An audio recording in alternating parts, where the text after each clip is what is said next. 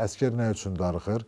Yəni anası üçün darıxır, anasının yeməkləri üçün darıxır. Yəni ən böyük düzdür, hərbidə bu dəqiqə yəni indiki zəmanədə çox gözəl şərait var, çox gözəl yeməklər verilir əskərlərimizə, çox gözəl şəraitlər yaradılır. Yəni amma əskərin də bir ratsiyonu var, orada hər şey yemək olmaz. Yəni dövlət qayğısı çox böyük bir qayğı göstərir. Yəni bu dəqiqə həm orduya, həm əskərlərimizə. Yəni biz məsəl üçün kursantlıq dövrümüzdə o vaxtlar çətin bir vəziyyət idi, çətin şərait idi. O şəraitlərin heç biri yox idi. Yəni qat-qat çətin şəraitdə biz oxuyurduq. Amma indiki şəraitdə istəyir hərbi hissələrdə, istəyir hərbi məktəblərdə çox gözəl, yəni heç bəlkə də necə deyim, sivil həyatdan və restoranlardan seçilməyən yeməklərdə boldur, çeşidləri çoxdur məsəl üçün.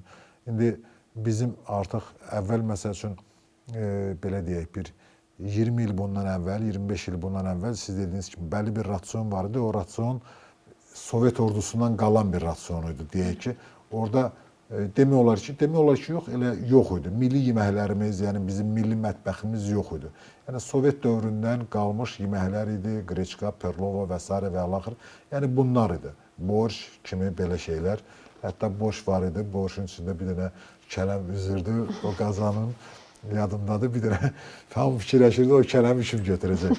Yəni sudan ibarət idi də, belə deyək. Onu da nəyə görə? Çünki vəziyyət o çox çətin idi.